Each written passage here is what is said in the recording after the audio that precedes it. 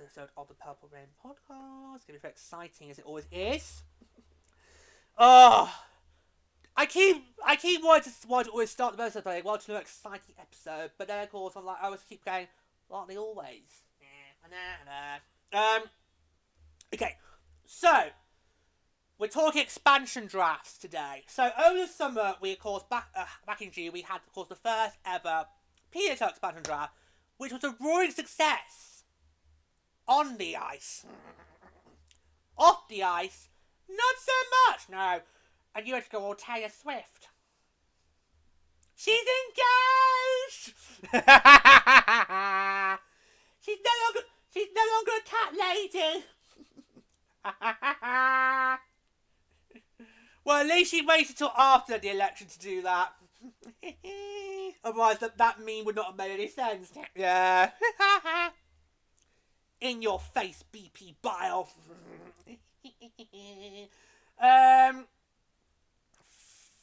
Don't go there, George! I've got so many things I want to say to that illustration right now. So many things as an autistic man. So many things, but I will not. I will restrain myself because we've got better and bigger fish to fry on this show today. Oh God, not long to go. 3 more years that he's gone. I'll say no more. I'll say no more. 3 more. Anyway, midterms next year. Yes, we'll take. Just gonna take back the house. Yeah. So. Oh God. Yeah, because what was it? We did it. Yeah, well, right. With that episode we did though, it was supposed to be our thought on the backlash draft as a whole, but because of the backlash, I think it focused more on the backlash than we did on our own thoughts. Anyway, yeah.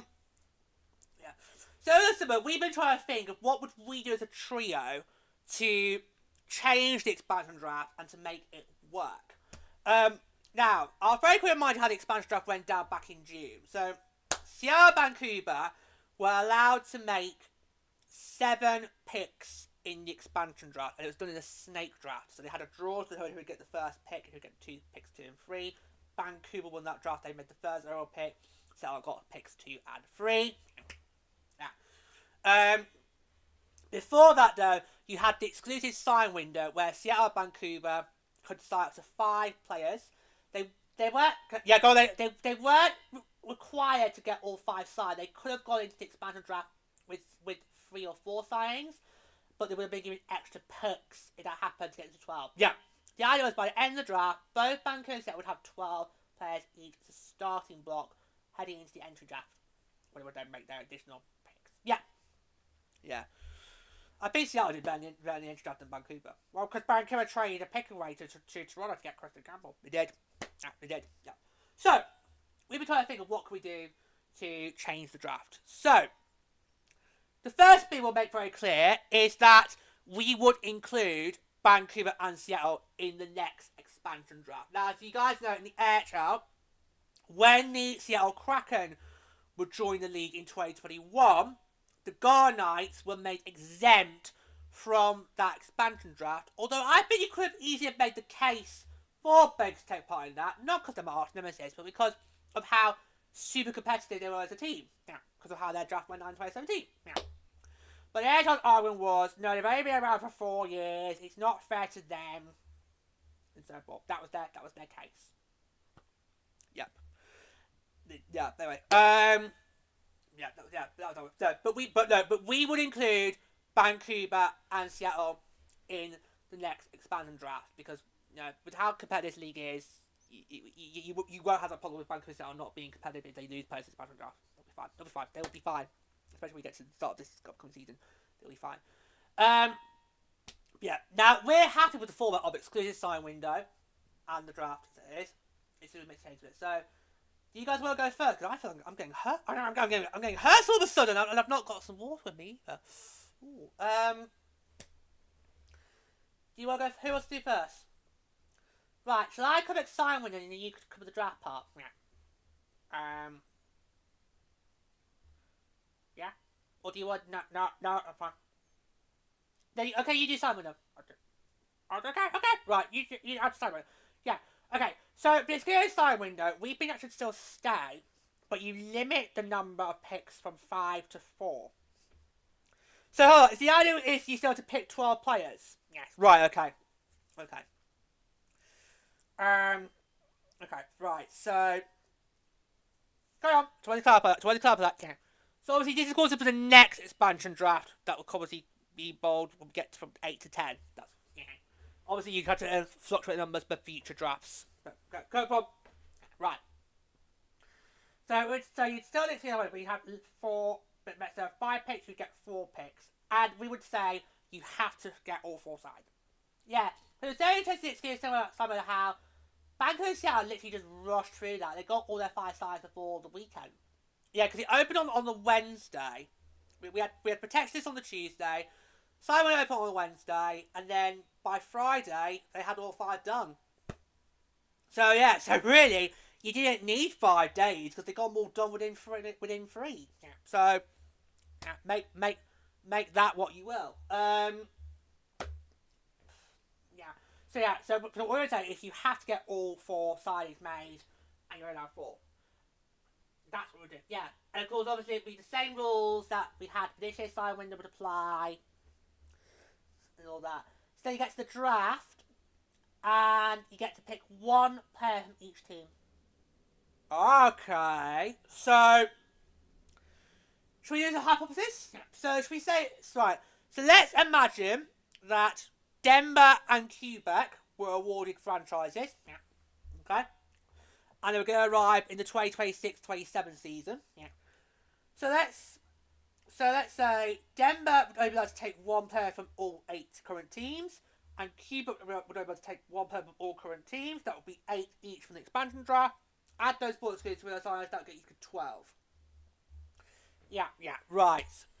And then obviously you do the entry draft. Yeah, as we saw this year with Vancouver and Seattle being made to pick last. Yeah, that could work. Yeah.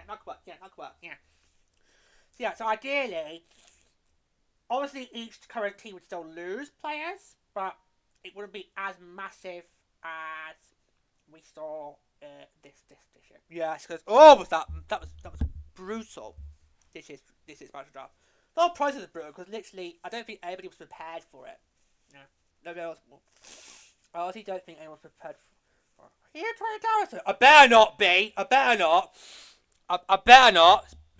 I better not. Yeah.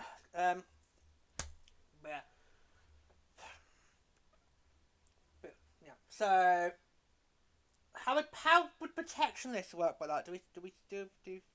What do we do? What do we think? It can't be the way it was before. With only 3 players, that was ridiculous. I would say 5 or 6. Yeah, that'd be fine. 6. Yeah. I was only on between. Initially, I thought 5, but I thought all of them maybe go 6 and make a nice even number. I'd say 6. Yeah. 6. Yeah. 6. Okay. Yeah. So give each team 6 protection slots. Once they're your 6, that's it. You've locked those in. Everybody else will be fair game. Yeah, that is a bet. And of course, you would be able to choose from those that are eligible for the expansion draft. Yeah. No, that would work a lot better. Yeah. Because I just didn't think the extra protection slot was a good idea. Because it was flimsy. Because well, it's once you lose 2 players, it gets activated. What they didn't make very clear was, would that still be allowed in the expansion draft? Because obviously Boston and Toronto went into expansion draft with their slots still open. And it didn't really give them a lot of thinking time when it came to the expansion draft. Okay, Toronto was obviously so cool, but Boston's, that was a bit of a left fielder, wasn't it? Yeah. But no, it should be allowed to protect 6 players, because that'd be fair. Especially like us, where you know you've got to protect Carol Schofield. You know you've got to protect Taylor Heisey. What are you going to do then? Yep. Especially with Montreal, when you have to lock in Anna Desbienne, Laura Stacey, and Marie-Philippe Plaine. Yeah. They could have doubled those extra 3 spots. Would have had to keep the bards. Yeah. One of those 2 was definitely going, and you called it. I said both were going to go. You said both were going to go, but we all 3 knew at least one of them was going. And you called it brilliantly. Yeah. You called it brilliantly. Yeah. You called it absolutely brilliantly. No, so, well done there, my boy. Well done there. I've also got a thing about protection lists. I think... Right. I think... Oh, what my microphone there. It's a new one as well, to try to test it out properly. I think that, because of the protection lists, expansion teams should not be allowed to take draft picks from the first 2 rounds.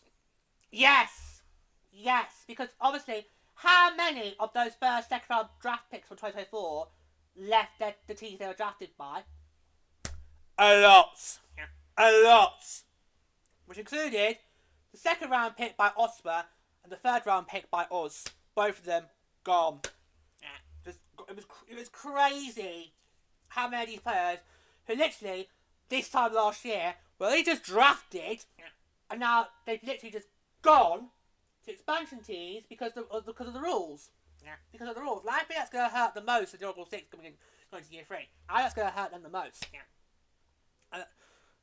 Because got Vancouver and Seattle profiting from those rules. I can smell the carnage from a mile away. It's gonna be mad. It's gonna be mad. So yeah. So I think that first round and second round picks from that year's draft should be protected. Not third rounders. No, because that's then half the draft gone. If we're talking this year's draft class, there was only 6 rounds. You can't do rounds 1, 2, and 3, because that's half a draft class. So I think first round, second round draft picks should be protected. They should be no-goes. No-go areas. You can't draft somebody who's a first or second rounder from that year's draft. So, for example, if we were having expansion for the 26-27 season, then you would not be allowed to take any first rounder or second rounder who got drafted back in Ottawa this year. That would be the premise. Of course, the expansion draft happens before the edge draft. Yeah, so it would be the previous year's draft. You can't take first round or second rounders. That would work better. Yeah. Okay, because you still would have a good crop to choose from, but it still allows the teams that drafted those players. It still allows them to hold on to what was really good stock. Yeah. And we saw the World Cup finals this year. Casey Knoll, our 7th round pick in 2024, got the game winner in Game 3. Yeah, in triple overtime. So the talent is stacked across the board. So why should be the case that we should have to risk losing a great first rounder or a second rounder because of the way the rules work? So that would be my thing for it, is that you cannot take first rounders or second rounders full stop. That would be my premise. Okay, that would be my contribution here. That's what I would really like to see, because I've lost track of how many of the first, second round draft picks went in the draft. I've lost count. Sadaki went, Thompson went. Just crazy. Absolutely, just a head scratcher. Like how many of them went. Just crazy. Just absolutely crazy. I know, right? Mad. So I can see your point. You could prefer that, but if we then that would be half a draft. That's not really on. You've got to give the expansion team something, but at the same time, have a chance to hold on to something for us. That's what I'm trying to say. Yeah. So we've not really got many changes we will make there. Yeah. But the format actually worked. It's just the execution. Yeah. Because did anybody expect Harry Knight to get taken? We did.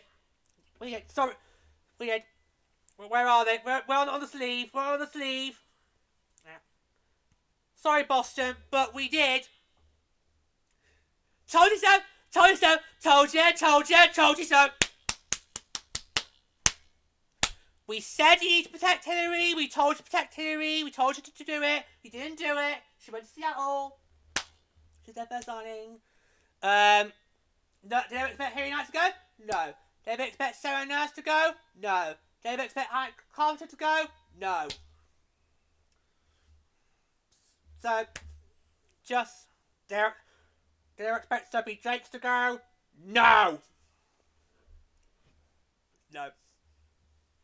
She was on our list. Yeah, she was on our list, but we did on about to do a herbal stack line.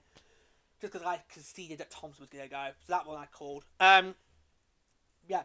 But no, the execution was not good because nobody expected so many top-notch quality players to be taken by Seattle Vancouver. But you could argue they literally had literally everybody and anybody in their sights. They could literally. It was like for Seattle Vancouver, it was basically like a pick and mix store at City World. Yeah, that one, take a bit of that one. Oh, popcorn! Yes, pour me up.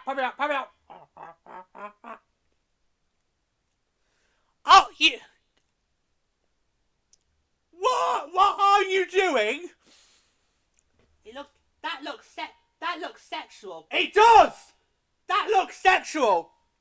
Are you doing a sexual expression on my show?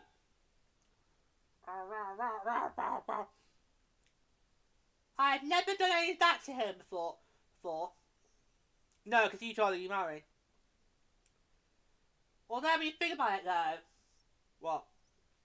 That would look like you with a Mr. Wicking machine.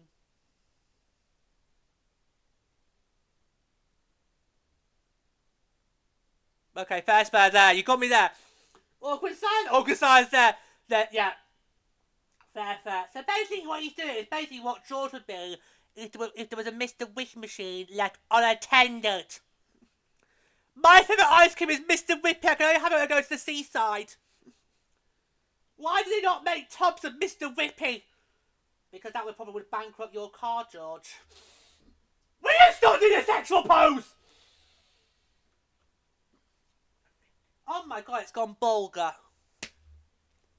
But yeah, so Seattle Vancouver had literally anybody and everybody to choose from. So our suggestion of limiting first round and second round has taken the first round, second round of the previous draft off the table.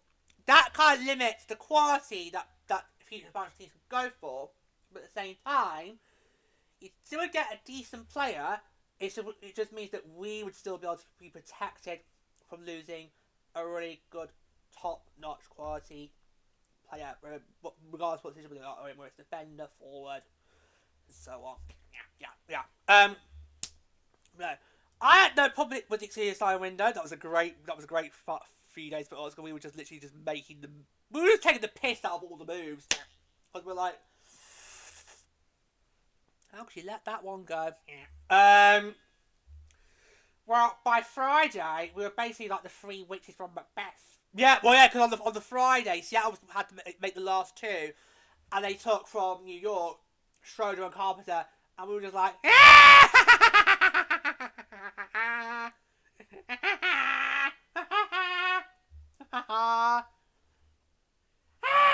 yeah. And just for the record, Marge Simpson sounds nothing like Kamala Harris.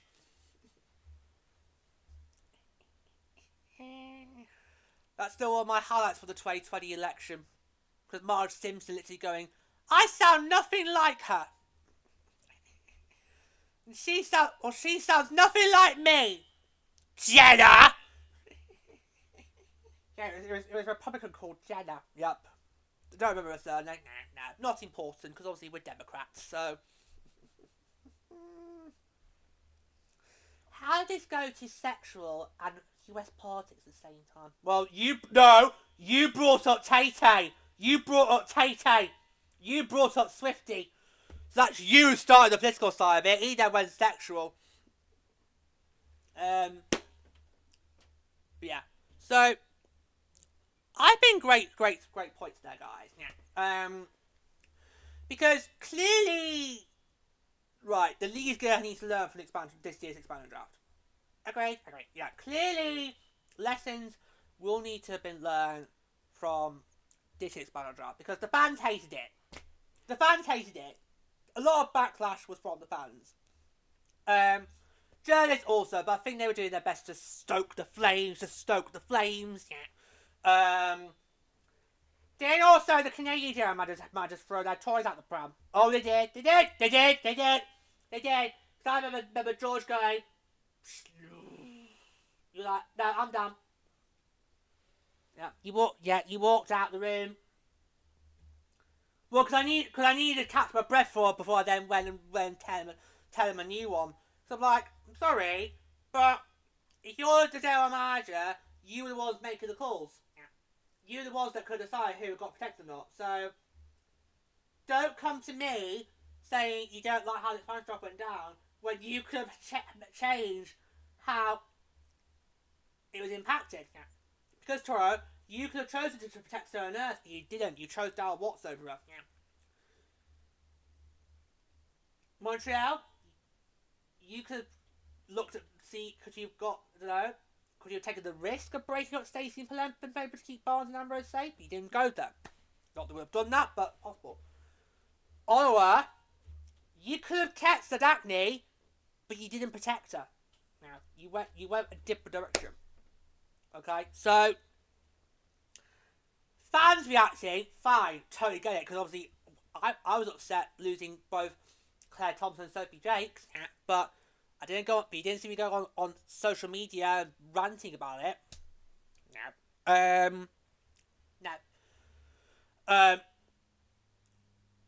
Yes. But the general managers, I'm sorry, you've not got a leg to stand on because you guys, you're the ones making the moves. You could have made Seattle Vancouver choose elsewhere with the decisions you chose at the Spanish drop. You didn't do that, so don't come crying to me about that. You guys made the call.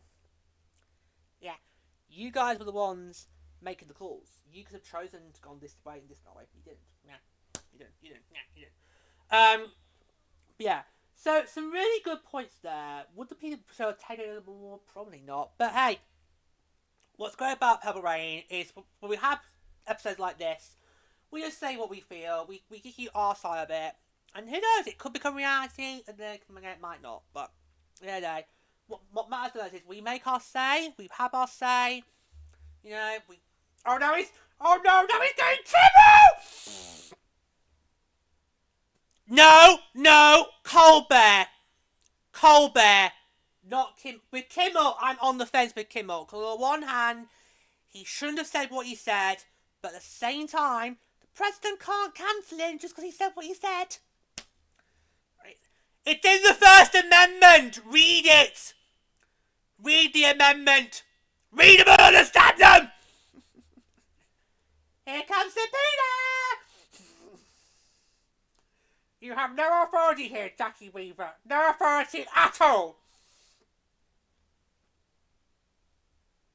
On both meetings, there was 2 meetings of that Apple Parish Council. I've watched them both on YouTube. Great laughs.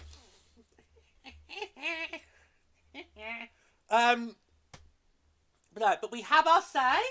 We make sure we make the most of Article 18 of the Universal Declaration of Human Rights. We're entitled to free expression. We use it. We have our say. And that's all that matters. We make sure we have our say. If it comes to reality, great. If not, well, at least we've had our say, made our contribution to society. Okay? So leave it at that. Yeah, leave it at that. But, so some great points there. And it will be interesting to see when we get to that next expansion round, which could come a lot sooner than you might think. It'll be interesting to see what the PHL is going to do. Particularly with the expansion draft. It'll be interesting what happens because they're going to need to make some changes because this draft happened in June. The fans did not like it. They did not like it one bit. And I will admit, as part I did not like the 4 protection slots. That was not really well handled. I didn't like the fact that a lot of first round, second rounds from 2024 went to other teams. So yeah, So we've been wanting to do this for quite a while, but we've been obviously we want to make sure we got our thoughts together, and make sure we know what we want to say, and then go with that. Yeah. So like that. Well, just basically, I was asking you guys, what do you think? You've heard from us, and of course, the way having your say works is that once we've had our say, you now need to have your say. And that is, so what do you guys do? Get in touch with us. Let us know what changes you would make to the expansion draft. Particularly, would you include Seattle Vancouver? Because we would. Yeah, we would. But some people could argue, oh, you can't do that. They're brand new too. They just joined last year. Yeah, well, I don't think that it'll hurt them one bit. So, just, yeah. But no, let us know. Let us know what you guys think. Let us know. We'll see. We'll see what happens going on. Yeah, great work there. As always, Trio. Great work there. As always.